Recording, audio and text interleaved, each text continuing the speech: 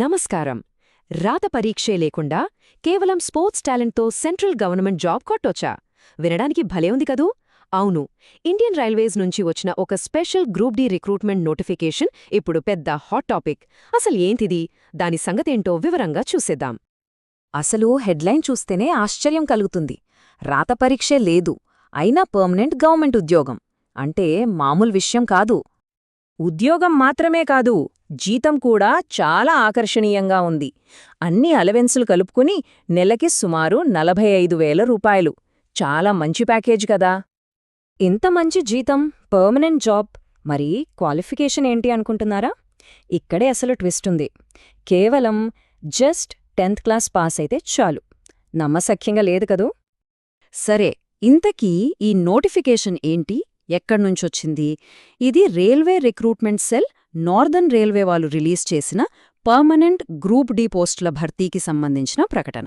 Group D అంటే రైల్వేలో రోజువారీ పనులకు అవసరమైన ఎంట్రీ లెవెల్ జాబ్స్ అన్నమాట. ఇక్కడ మనం అండర్లైన్ చేసుకోవాల్సిన పాయింట్ ఏంటంటే, ఇవేవో కాంట్రాక్ట్ జాబులో, అప్రెంటిస్షిప్ పోస్ట్లో కాదు, పక్కా పర్మనెంట్ సెంట్రల్ గవర్నమెంట్ జాబ్స్. అంటే లాంగ్ టర్మ్ కెరియర్కు పూర్తి భరోసా ఉంటుంది. ఓకే, రాత పరీక్ష లేదు, మంచి జీతం, పర్మనెంట్ ఉద్యోగం, అంతా బావుంది. కానీ ఇంత మంచి ఆఫర్కి ఏదో ఒక కండిషన్ అయితే ఖచ్చితంగా ఉండి తీరుతుంది కదా? అవును, ఇక్కడే ఒక మేజర్ క్యాచ్ ఉంది. ఈ నోటిఫికేషన్ మొత్తానికి అదే కీలకం. ఇంతకీ ఏంటది? చూద్దాం రండి. అవును, ఇక్కడ అసలు మ్యాటర్ ఏంటంటే, ఈ ఉద్యోగాలకి అకాడమిక్ మార్కులతో పెద్దగా సంబంధం లేదు. అర్హత మొత్తం కంప్లీట్గా ఒక స్పెషల్ స్కిల్ మీద ఆధారపడి ఉంటుంది. ఆ స్కిల్ ఏంటంటే స్పోర్ట్స్. అవును, ఇది స్పోర్ట్స్ కోటా రిక్రూట్మెంట్. అంటే ఈ జాబ్స్ కేవలం నేషనల్ లేదా ఇంటర్నేషనల్ లెవెల్లో రాణించిన క్రీడాకారుల కోసం మాత్రమే, సాధారణ అభ్యర్థులకు కాదు. ఈ స్పెషల్ డ్రైవ్లో మొత్తం 38 వేకెన్సీలను భర్తీ చేస్తున్నారు. సరే, స్పోర్ట్స్ కోటా అని తెలిసింది కదా. మరి దీనికి అప్లై చెయ్యాలంటే క్రీడాకారులకుండాల్సిన అర్హతలేంటి? ఏమేం అవసరాలున్నాయి? స్పోర్ట్స్ అచీవ్మెంట్స్తో పాటు కొన్ని బేసిక్ క్వాలిఫికేషన్స్ కూడా ఉన్నాయి. వయస్సు విషయానికొస్తే జనవరి 1, 2026 నాటికి 18 నుంచి 25 ఇయర్స్ మధ్య ఉండాలి. ఇక ఎడ్యుకేషన్, మనం ముందే చెప్పుకున్నట్టు మినిమం 10th క్లాస్ పాస్ అయి ఉండాలి. ఇప్పుడు ఏ క్రీడల్లో ఎన్ని పోస్టులున్నాయో చూద్దాం. హాకీ, క్రికెట్, ఫుట్బాల్ లాంటి టీమ్ గేమ్స్తో పాటు అథ్లెటిక్స్, బ్యాడ్మింటన్, చెస్ లాంటి ఇండివిజువల్ స్పోర్ట్స్లో కూడా వేకెన్సీస్ ఉన్నాయి. ఇక్కడ చూస్తే పురుషులకు హాకీలో ఎక్కువ పోస్టులు అంటే 5 ఉన్నాయి. అలాగే మహిళలకు స్విమ్మింగ్లో 2 పోస్టులు కేటాయించారు. ఇక సెలక్షన్ ప్రాసెస్ విషయానికొస్తే ఇక్కడ రాత పరీక్ష లేదు, ఇంటర్వ్యూ లేదు. మరి అభ్యర్థులను ఎలా సెలెక్ట్ చేస్తారు? ఈ ప్రాసెస్ రెగ్యులర్ గవర్నమెంట్ జాబ్స్కి కంప్లీట్గా డిఫరెంట్గా ఉంటుంది. సెలక్షన్ మొత్తం 100 మార్కుల సిస్టంపై ఆధారపడి ఉంటుంది.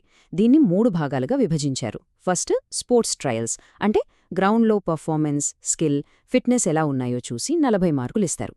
సెకండ్ స్పోర్ట్స్ అచీవ్మెంట్స్, అంటే మీ సర్టిఫికెట్లకు అత్యధికంగా 50 మార్కులు కేటాయించారు. ఫైనల్గా ఎడ్యుకేషన్ క్వాలిఫికేషన్స్కి ఒక 10 మార్కులు. ఇలా మొత్తం 100 మార్కులకు లెక్కిస్తారు. ఈ 100 మార్కులలో క్వాలిఫై అవ్వాలంటే కనీసం 60 మార్కులు తెచ్చుకోవాలి. అదే కట్ ఆఫ్ అన్నమాట. సరే, ఇవన్నీ విని ఎలిజిబుల్ అనిపించేవాళ్లకు ఇప్పుడు అప్లికేషన్ ప్రాసెస్, ముఖ్యమైన తేదీల గురించి తెలుసుకోవడం చాలా అవసరం.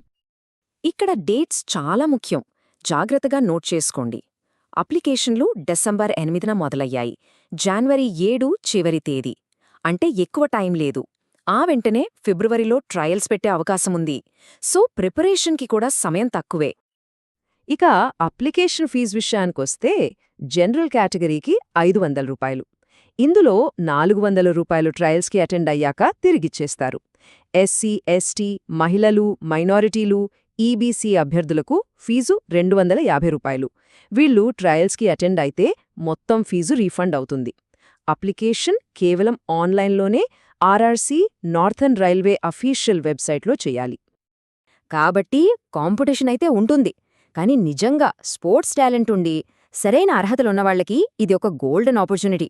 కొంచెం కష్టపడితే పర్మనెంట్ గవర్నమెంట్ జాబ్ మీ చేతిలో ఉన్నట్టే. అందుకే క్రీడా మైదానంలో చిందించిన చెమట రైల్వేలో స్థిరమైన కెరియర్కు గోల్డెన్ టికెట్ అవుతుందా? అర్హులైన క్రీడాకారులకు ఇది కేవలం ఒక జాబ్ నోటిఫికేషన్ కాదు, తమ జీవితాన్ని మార్చుకునే ఒక గొప్ప అవకాశం. ఆలోచించాల్సిన విషయమే.